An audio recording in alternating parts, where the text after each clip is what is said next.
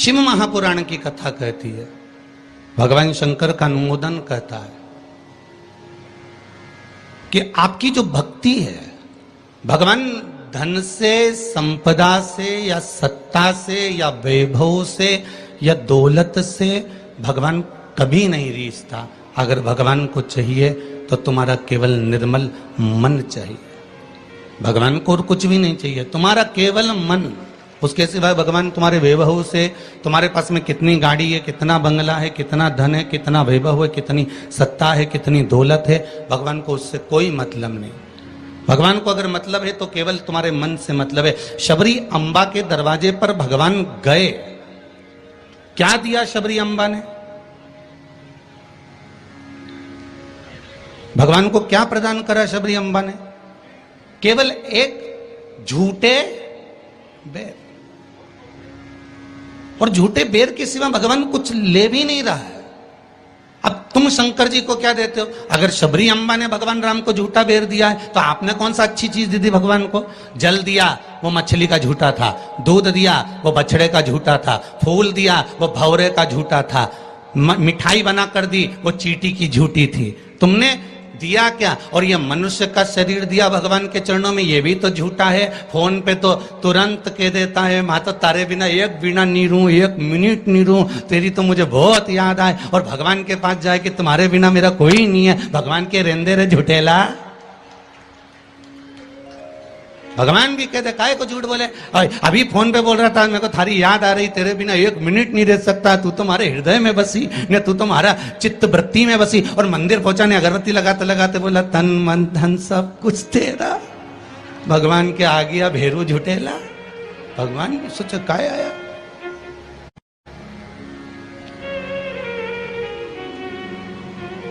अगर शबरी अम्बा ने झूठा बेर दिया है तो हमने कौन सी अच्छी चीज भगवान को दे दी है? हमने क्या भगवान को अच्छा दे दिया है? हम भी तो झूठा ही दे रहे हैं। पुष्प दिया, वो भी झूठा था। जल दिया, वो मछली का झूठा था। दूध दिया, वो गाय के बछड़े का झूठा था। मिठाई दी, वो चींटी की झूठी थी। हम जो परमात्मा को दिए वो सब कुछ झूठा था। यहां तक हम भगवान का जो स्मरण भी कर रहे हैं, कई लोग भगवान के मंदिर में बैठकर घंटों तक माला पकड़कर भी अगर भगवान के मंदिर में बैठकर भजन कीर्तन स्मरण कर रहे हैं तो वो ये सोचे कि नहीं ये सत्य है, तो उसने उसमें भी छल कर दिया। थोड़ी देर तक तो मन लगता है, उसके बाद ये चित्त, ये वृत्ति, ये मन कहीं ना कहीं डोल जाता है। इस मन को लोग कजन कहां लेकर चले जाते हैं। बड़ा बड़ा कठिन है महाराज, ये बड़ा कठिन। ये मन बड़ा चंचल है, कैसे तेरा भजन करूं, जितना इसे समझाऊं उतना ही मचलता है। भोलेनाथ हे शंभो, हे त्रिकालदर्शी, हे कैलाशी, हे अविनाशी, हे शिव, हे करुणा सागर। ये चित्त, ये मन, ये वृत्ति बड़ी चंचल है।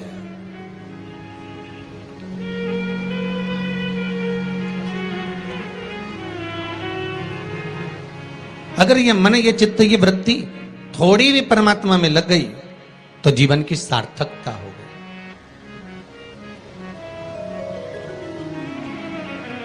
ब्रह्मा और भगवान विष्णु दोनों मिलकर मंथन कर रहे हैं। और एक बात बहुत ध्यान से सुनना, शिव महापुराण के इस चरित्र को याद रखना कि ब्रह्मा और भगवान विष्णु ने मंथन किया, और मंथन किया तो शंकर भगवान के शिवलिंग को प्रकट किया।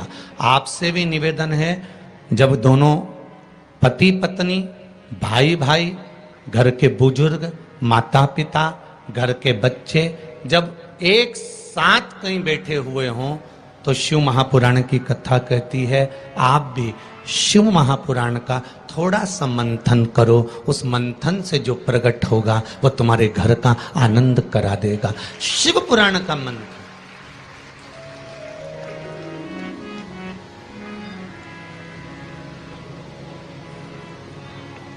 थोड़ी देर अपने माता पिता के पास में जाकर बैठा करो, थोड़ी देर जब घर से जाते हो तो अपने घर में जो मंदिर है, अपने घर में जो देवालय है, अपने घर में जो शिव जी हैं, अपने घर में जो राम जी हैं, अपने घर में जो ठाकुर जी हैं, अपने घर में जो कृष्ण हैं, अपने घर में जो देवता विराजमान हैं, आप उनके पास जाकर बैठकर फिर अपने गंतव्य की ओर अपने कार्य के लिए जाइए। और शाम को जब आओ तो पत्नी और बच्चों से, परिवार से बाद में मिलो। सबसे पहले अगर दुकान की चाबी भी लेकर आए हो, थोड़ा सा धन भी लेकर आए हो, थोड़ा सा सामान भी लेकर आए हो, थोड़ा सा व्यापार का कुछ चीज भी आप लेकर आए हो, तो सबसे पहले जाकर भगवान के मंदिर में जो आपके घर में है उसके पास में बैठकर उसको बताया करो, आज मैंने व्यापार करा उसमें यह लाभ हुआ, आज मैंने व्यापार करा उसमें यह हानि हुई, और आपकी कृपा से आज मैंने दुकान व्यापार व्यवसाय आज का पूरा करा। हे देवाधिदेव महादेव, हे मेरे ठाकुर, हे मेरे कृष्ण, हे मेरे राम, आज भगवान की कृपा, आपकी कृपा बहुत बनी रही और मेरा सब कार्य सफल हुआ। बाबा को प्रणाम करो, नमन करो और फिर अपने माता पिता, परिवार, कुटुंब, कबीला जिससे मिलना है मिलो, फिर मिलो।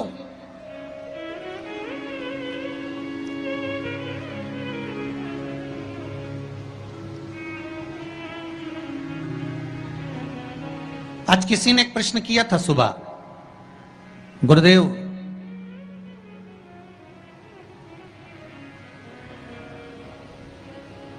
अगर भगवान के मंदिर जाना है हमको और शरीर में अगर कष्ट है, शरीर में अगर रोग है, शरीर में अगर बीमारी है, शरीर में अगर दुख है, शरीर में अगर कष्ट है, तो क्या नहाना जरूरी है?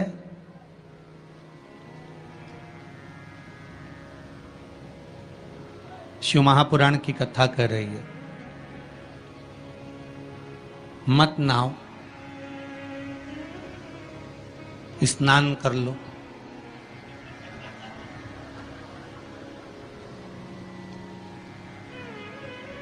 मत नहाओ, स्नान कर लो। नहाने में और स्नान में जमीन और आसमान का अंतर है। बाथरूम में गए, साबुन लगाया, शैम्पू लगाया और ये सब लगाने के बाद में तुमने जो तुम्हारे ऊपर पानी उंडेला, इसको नहाना कहते हैं। ठीक है? जो तुमने साबुन लगाया, शैम्पू लगाया, पानी डाला, उसको नहाना कहते हैं। और मंदिर में गए अर्थात आप बाथरूम में ना जाकर भी सवेरे से उठे और उसकी भक्ति में लीन होकर दिल से उसको याद कर कर और मान लो मुंह धोकर भी भगवान के दरवाजे तक पहुंच गए तो उसको स्नान कहा जाता है। कर लिया ना बहुत।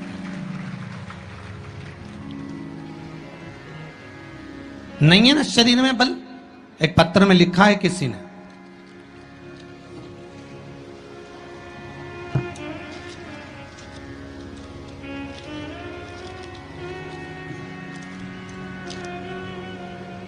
मैं बदनावर धार के पास बालोदा में रहती हूं, मेरा नाम शांति बाई कुमावत है, कहीं बैठी हो तो खड़ी हो जाएं। आप ही हैं?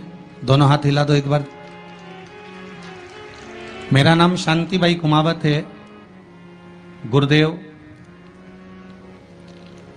आज मैं अपने पैरों पर खड़ी हूं और घूम रही हूं, ये शिव की ही कृपा है, शंकर की कृपा है।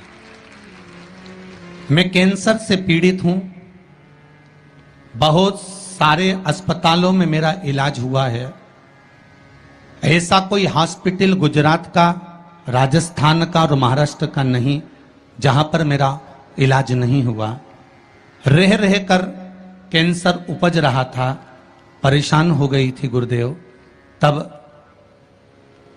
बाबा की कृपा से डॉक्टर ने कह दिया अब तुम्हारे शरीर में और ऑपरेशन का दम नहीं बचा, इसलिए अब तुम भगवान के ही सहारे जियो। और डॉक्टर ने अगले ऑपरेशन करने से मना कर दिया। मैं घर आ गई, शिव महापुराण की कथा सुनी और गुरुदेव अब मैंने भी विचार कर लिया कि ये शरीर मैंने शंकर को दे दिया। और गुरुदेव एक बेलपत्री शिव जी पे चढ़ी हुई अपनी पोती से, बेटों से बुलवाती और उस बेलपत्री को जल के साथ खाना चालू कर दिया, 2 कदम भी नहीं चल पाती थी क्योंकि कैंसर के ऑपरेशन इतने हुए थे। गुरुदेव, आज मैं इस पंडाल में बैठकर कथा सुन रही हूं, ये शिव की ही कृपा है, ये शंकर की करुणा। एक बात बहुत सुंदर आपने लिखा है शांतिबाई जी, माता जी, कि गुरुदेव जांच भी कराई, अब डॉक्टर बोल रहा है तुम तो ठीक होती चली जा रही हो, ऑपरेशन की भी जरूरत नहीं है। अब बाबा की यह कृपा हुई है, ये करुणा है। बैठो मां, बैठो।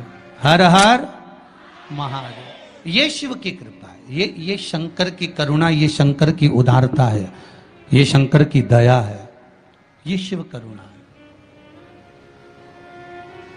अकाल मृत्यु वो मरे जो काम करे, चंडाल का काल उसका क्या बिगाड़े, जो भक्त हो महाकाल का। शंकर की आराधना करने वाला, शिव का स्मरण करने वाला, शिव भक्ति में डूबने वाला, शंकर का अनुमोदन करने वाला कभी भी भटकता नहीं है।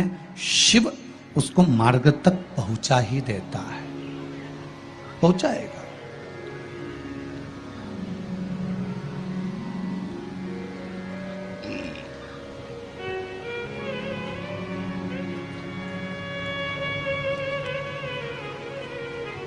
जितना शरीर का वजन है, बहुत ध्यान दीजिएगा जरा। बैसाख शिवरात्रि शिव महापुराण की कथा मिली है आपको सुनने के लिए, और बैसाख शिवरात्रि शिव महापुराण की कथा यदि आप लोग श्रवण कर रहे हैं, चाहे आस्था चैनल के माध्यम से सुन रहे हो, चाहे फेसबुक यूट्यूब के माध्यम से सुन रहे हो, चाहे इस पावन पंडाल में बैठकर सुन रहे हो, अगर श्रवण कर रहे हो तो ध्यान रखना, जितना शरीर का वजन है,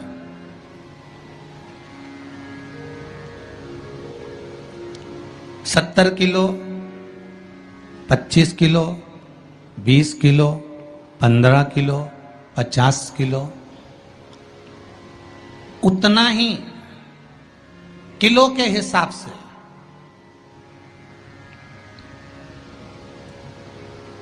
10 किलो है तो ये मन में भाव लगा लेना कि मुझे दिन भर में 10 बार भगवान को धन्यवाद देना है कि तूने ये शरीर दिया, चित्त वृत्ति दी, ये मन दिया, ये बुद्धि दी, ये पूरा जीवन मुझे दिया, ये आपकी कृपा से मिला है, आपको समर्पित है और आप ही को दे रहा हूं। 10 किलो के हो तो 10 बार आप भगवान को धन्यवाद दीजिए, 20 किलो के हो तो 20 बार धन्यवाद दीजिए, 80 किलो के हो तो 80 बार धन्यवाद दीजिए, 90 किलो के हो तो 90 बार धन्यवाद दीजिए कि ये आपकी कृपा से मुझे प्राप्त हुआ है,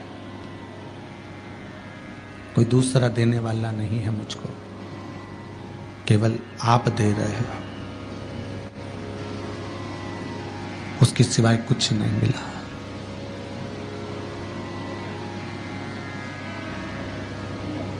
बड़ी मुश्किल से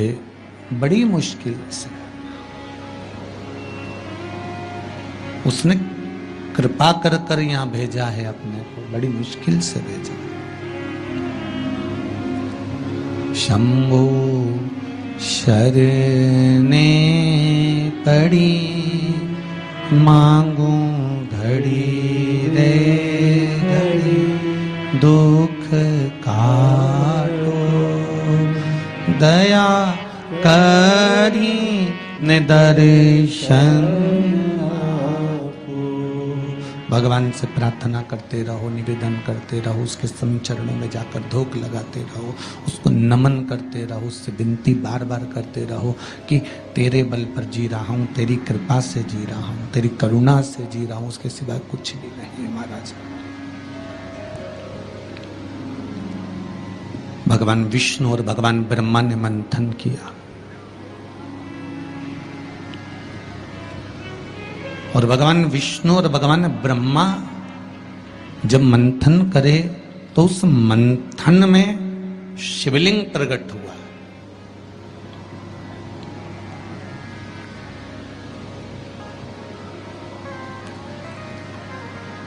मंथन में शंकर का प्रकट होना बहुत बड़ी बात है।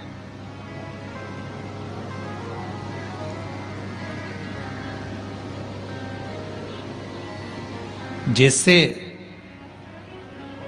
बात बात में शिवजी का नाम, शंकर का यश, शंकर भगवान का गुणगान, शंकर भगवान की भक्ति की बात आपके मुख पर अगर बार बार आ रही है ना, आप बार बार कह रहे हैं कि बड़ी कृपा करी साहब, मैंने तो पशुपति व्रत करा था और भगवान ने मेरा ऐसा कर दिया, मैंने भगवान को मूंग चढ़ाया था और भगवान ने ऐसा कर दिया, मैंने चावल चढ़ाया था भगवान को और भगवान ने ये कर दिया, मैंने भगवान को बेलपत्र चढ़ाया था, भगवान ने मेरा ये काम कर दिया, भगवान को मैंने धतूरा चढ़ाया था, भगवान ने मेरा ये काम कर दिया। आप बार बार शिव जी का यशगान गाते हो ना, यश गुण गाते हो, तो उसमें भी एक सुख का अनुभव होता है।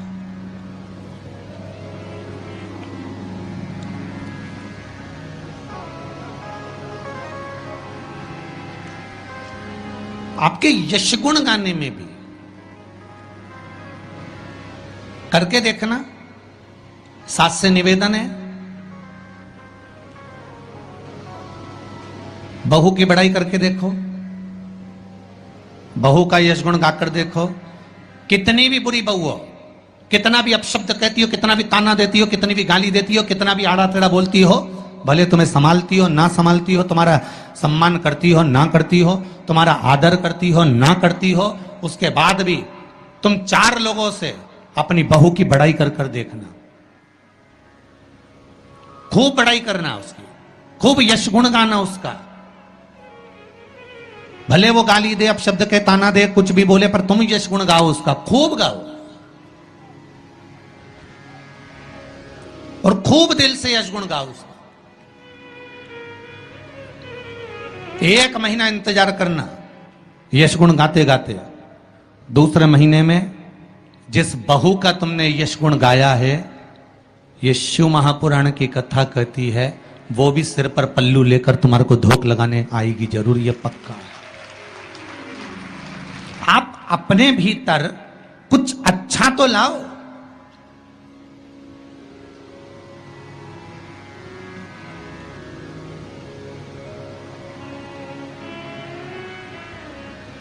कुछ अच्छा ढूंढने का प्रयास तो करो।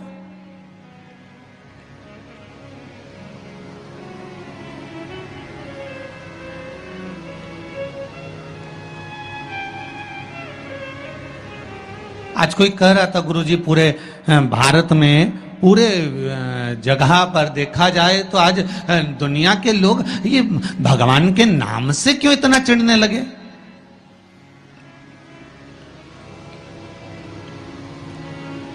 भगवान के नाम से, राम नाम से, शिव नाम से, कृष्ण नाम से, ये दूसरे लोग आखिर चिढ़ते क्यों? तो हमने कहा सीधी सीधी बात है कि रामचरितमानस में भी वर्णन आया कि जब जब रामचरितमानस में जब जब राम जी की सेना के लोग जय जय श्री राम चिल्लाते थे, तब तब जितने राक्षस थे वो सब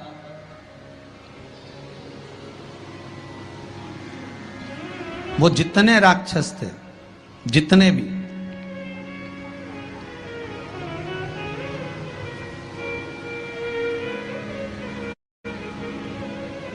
राम सेना के दल के लोग जब जब श्री राम चिल्लाते थे, जितने भी राक्षस थे वो सब भिनक जाते थे, सब भिनकते थे, सब गुस्सा करते थे, सब क्रोध करते थे। जब उस समय पर भगवान के नाम से राक्षस भिनक जाते थे, तो आज के समय के राक्षस भी तो जय जय श्री राम करने पे भिनकेंगे कि नहीं भिनकेंगे? जरा विचार तो करो।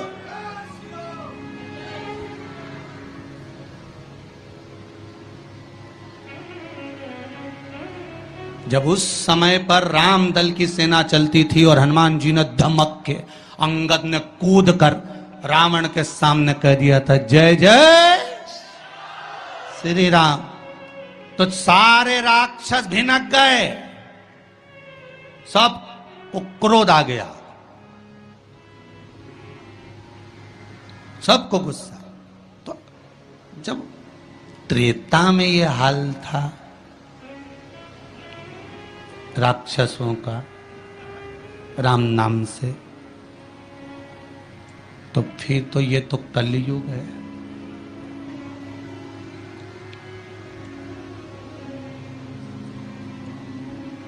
अब तुम राम बोलोगे तो थोड़ा सा तो भिनकट्टा छूटेगा ही इनके भीतर भी, थोड़ा थोड़ा तो आएगा। पर आग लगे बस्ती में, अपन रहो मस्ती में, जो ज्यादा भिनके नहीं तो उसको भिनकने दो। तुम तो जोरदार खजूर वाली चोटी बना के बिंदी लगा तैयार होके भगवान के मंदिर जाओ और राम नाम गुण गाओ, शिव का स्मरण करो, लोटा भर के जल चढ़ाओ, शंकर का भगवान का भजन करो। शिव की भक्ति में जितने जितने लग सकते हो उतने लगो, कुछ नहीं बिगड़ेगा। एक लोटा पानी जो भगवान शंकर को समर्पित करता है, मरने के बाद तुम्हारी औलाद तुम्हारा किसी पवित्र नदी में तर्पण करे ना करे, तुम्हारा शिव को दिया हुआ जल तुम्हारे खाते में पहुंच जाता। आपने जो शंकर भगवान को एक लोटा जल दिया है, शिव जी को एक लोटा पानी चढ़ाया, शंकर भगवान को एक लोटा जल समर्पित करा है, शंकर भगवान को एक लोटा जल अगर आपने दिया है तो वो आपके खाते में पहुंचेगा जरूर, ये निश्चित है, पक्का है।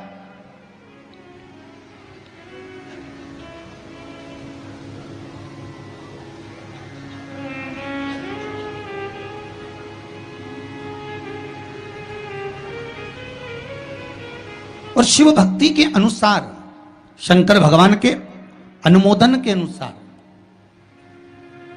पहले भी कथा में कहा, आज फिर कह रहे हैं, आप जब शंकर भगवान को एक लोटा जल समर्पित करते हो तो वो 33 कौटि देवताओं के हिस्से में चले जाता है, एक भाग पितरों के हिस्से में चले जाता है, एक भाग आहूतों के हिस्से में चले जाता है, एक भाग वाचुकों के हिस्से में चले जाता है। आपने जो भगवान को दिया वो धीरे धीरे धीरे धीरे धीरे धीरे धीरे बढ़ता चले जाता है, भगवान के दामों में पहुंचता चले जाता है।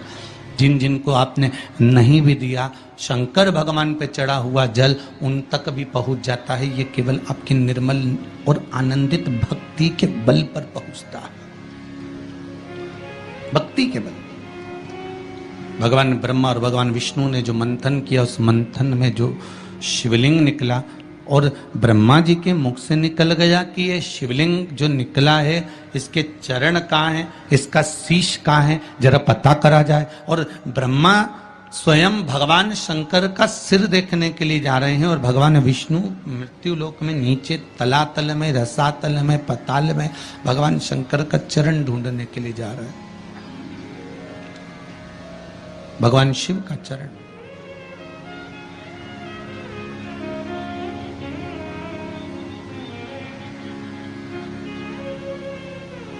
गए दोनों, वो ऊपर गए, ये नीचे गए देखने के लिए।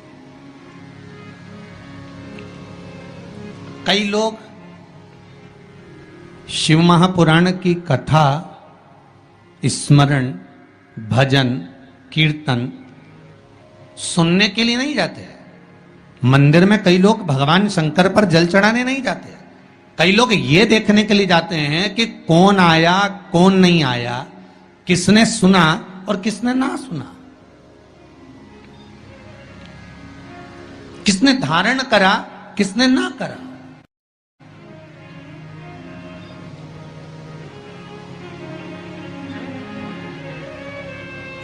अब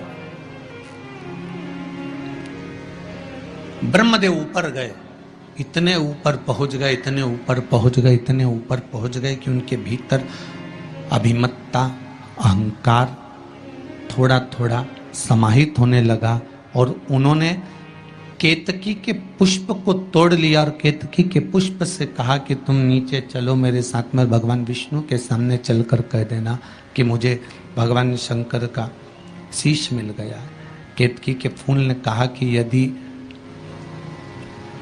मैं झूठ बोलूंगा तो वो श्रेष्ठता कैसे रहेगी?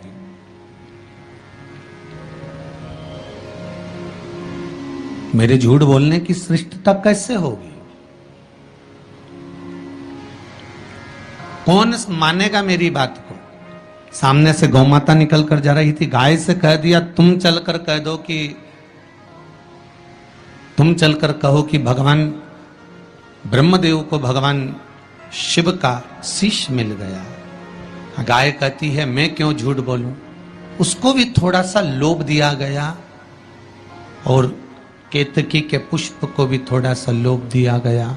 दोनों को थोड़ा थोड़ा लोभ प्रदान करा। और शिव पुराण कथा कहती है कि जब व्यक्ति के जीवन में थोड़ा सा लोभ उपज जाता है, थोड़ा सा लालच आ जाता है, तो फिर जीवन का किया हुआ सारा कर्म उसका बेकार हो जाता है। और वही हुआ है। केतकी के पुष्प के मन में ये लोभ जाग गया कि मैं ब्रह्मा जी के द्वारा सिंचित हो जाऊंगा, आनंदित हो जाऊंगा। और गाय के मन में ये लोभ जाग गया कि ब्रह्मा जी कह रहे हैं कि सबसे पहली रोटी आपको प्रदान कर दूंगा, तो ये लोभ ही तो जागा। कोई भी चीज करो,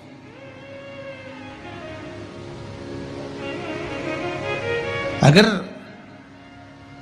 कोई सत्कर्म आप कर रहे हैं, थोड़ा सा अच्छा कार्य आप कर रहे हैं, भगवत भजन आप कर रहे हैं, कीर्तन आप कर रहे हैं, मंत्र जाप आप कर रहे हैं, स्मरण आप कर रहे हैं, नाम जाप यदि आप कर रहे हैं, तो वो लोभ से परित होना चाहिए, बहुत दूर।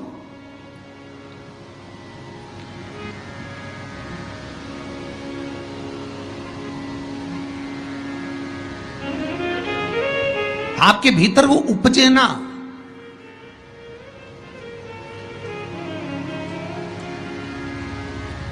फिर चाहे दुनिया के लोग कितना भी कहे ना, वो एक बेल बेचारा किसान का एक बेल कुएं में गिर गया।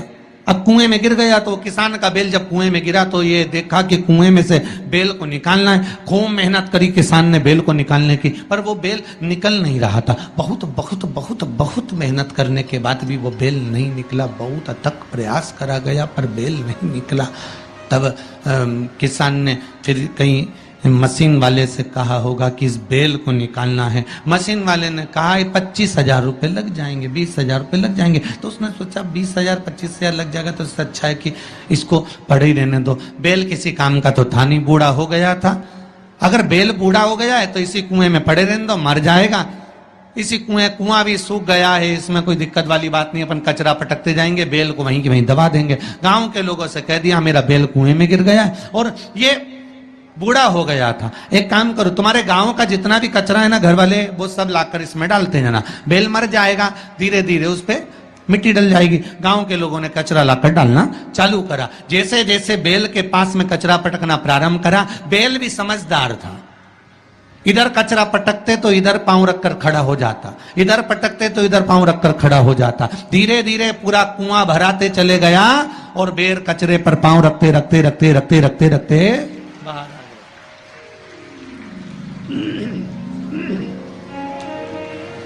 बेल कचरे पर पांव रखते रखते रखते रखते बाहर आ गया, ऊपर आ गया। और जब वो ऊपर आया, निकल कर बाहर भाग गया, निकल कर बाहर भागा। बेल से हमको एक सीख लेना चाहिए, हमको एक चीज सीख लेना चाहिए। बुराई करने वाले कितनी भी बुराई करेंगे, निंदा का कचरा, बुराई का कचरा कितना भी पटकेंगे, हमको केवल उस पर पांव रखकर निकल कर बाहर की ओर चले जाना है और हमारे जीवन को सार्थक बना लेना है। करे करे तो करे।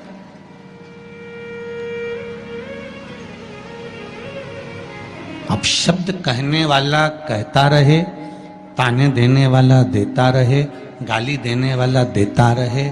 अपनी शिव भक्ति, अपना स्मरण, शंकर का अनुमोदन होता रहे, बस इसका ध्यान रखना। बैसाख के